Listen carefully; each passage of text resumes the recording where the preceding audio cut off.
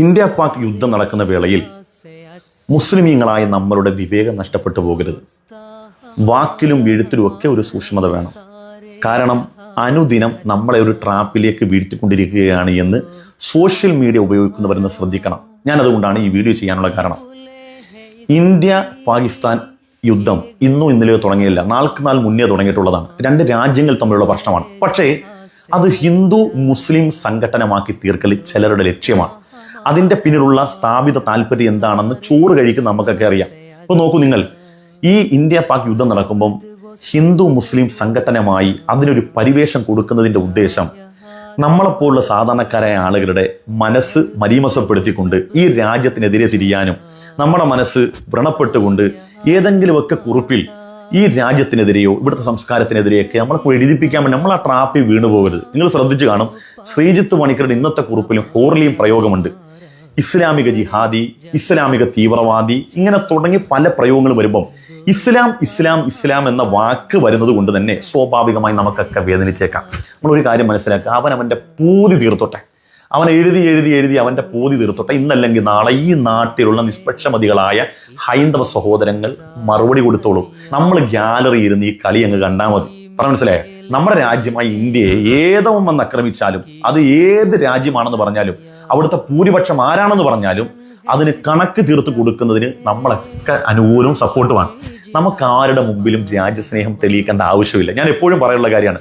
കാരണം ഇന്ത്യ ഒരുത്തന്റെയും വകയല്ല, അത് മനസ്സിലാക്കുക. ഇന്ത്യ ഒരുത്തന്റെയും വകയല്ല, എല്ലാവരും കൂടിയതാണ് ഇന്ത്യ. ഇന്ത്യ രാജ്യം ഇന്ത്യക്കാരൻ്റെയാണ്. ഇന്ത്യ രാജ്യം ഇന്ത്യക്കാരൻ്റെയാണ്. മുസ്ലിമിന്റെ അല്ല, ക്രൈസ്തവന്റെ അല്ല, സിഖുകാരന്റെ അല്ല, നമ്മളെല്ലാവരുടെയും കൂടിയാണ്. മതമുള്ളവന്റെയും ഇല്ലാത്തവന്റെയും കൂടിയാണ്. ഈ ഇന്ത്യ എന്ന് പറയുന്ന രാജ്യം ഈ രൂപത്തിലേക്ക് രൂപം പ്രാപിക്കാൻ രാജ്യത്തിന് വേണ്ടി ജീവൻ കൊടുത്തവൻ മുസൽമാൻ, ഹൈന്ദവൻ, സിഖുകാരൻ, ഇവരെല്ലാം കൂടിയപ്പോഴാണ് ഈ രാജ്യം ഉണ്ടായത്. അതുകൊണ്ട് തന്നെ ഈ രാജ്യത്ത് ഹിന്ദുവെന്നോ ക്രൈസ്തവനെന്നോ സിഖുകാരനൊന്നോ ഇല്ല. എല്ലാവരും ഹിന്ദുക്കളാണ്. എല്ലാവരും ഹിന്ദുക്കളാണ്. കാരണം ഹിന്ദു എന്ന് പറഞ്ഞ മതമില്ലല്ലോ.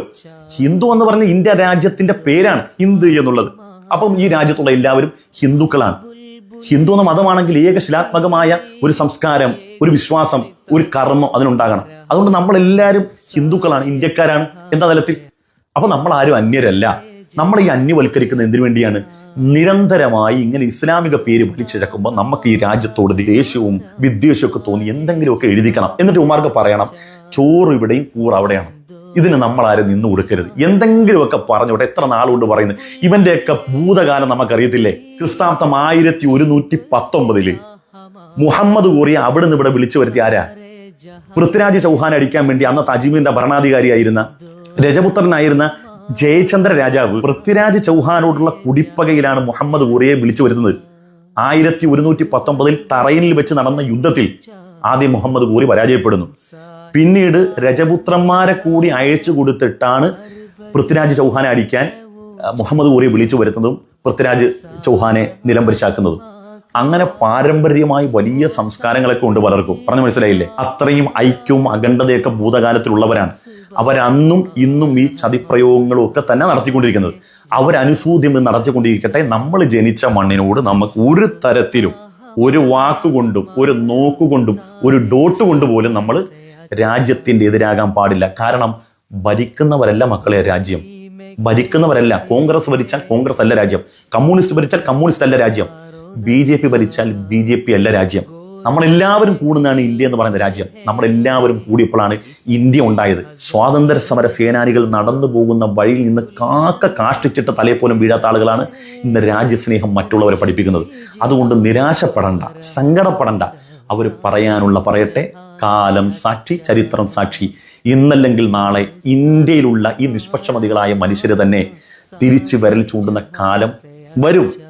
കാത്തിരിക്കുക ഇൻഷാ അല്ലാഹ്. അതുകൊണ്ട് വാക്കിലും എഴുത്തിലും ഒന്നും രാജ്യവിരുദ്ധമായതോ നമ്മുടെ വാക്കിലോ എഴുത്തിലോ നോക്കിലോ ഡോട്ടിൽ പോലും രാജ്യത്തിന് ഹിതകരമല്ലാത്ത ഒന്നും നമ്മൾ എഴുതി പോകാൻ പാടില്ല.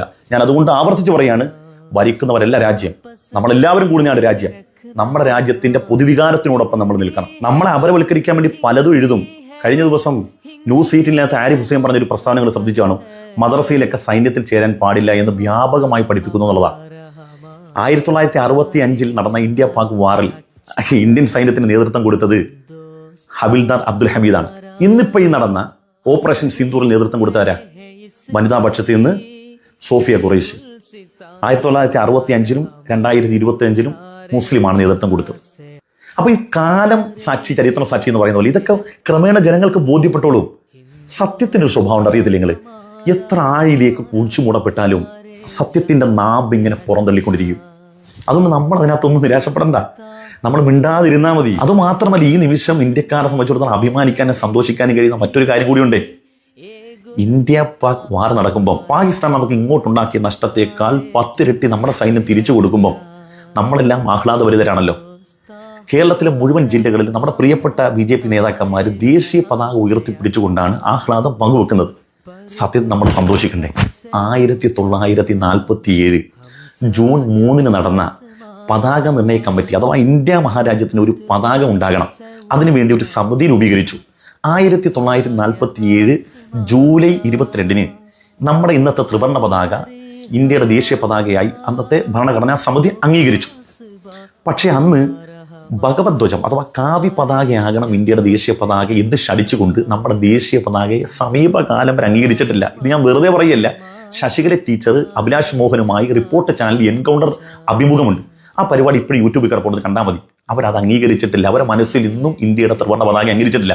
ആ ത്രിവർണ്ണ പതാക ഉയർത്തിപ്പിടിച്ചുകൊണ്ട് അവർ ഈ സന്തോഷം പങ്കിടുമ്പോൾ നമ്മൾ ഇന്ത്യക്കാര്, ദേശീയ ബോധമുള്ളവരെ സംബന്ധിച്ചിടത്തോളം അൽഹംദുലില്ലാഹ് വലിയ സന്തോഷമാണ്. നിങ്ങൾ മാറി വരുന്നുണ്ടല്ലോ, ഇങ്ങനെ കാലാന്തരത്തിൽ എല്ലാവർക്കും നല്ല മാറ്റം വരും. അതാ ഞാൻ പറഞ്ഞത്, കാലം സാക്ഷി, ചരിത്രം സാക്ഷി.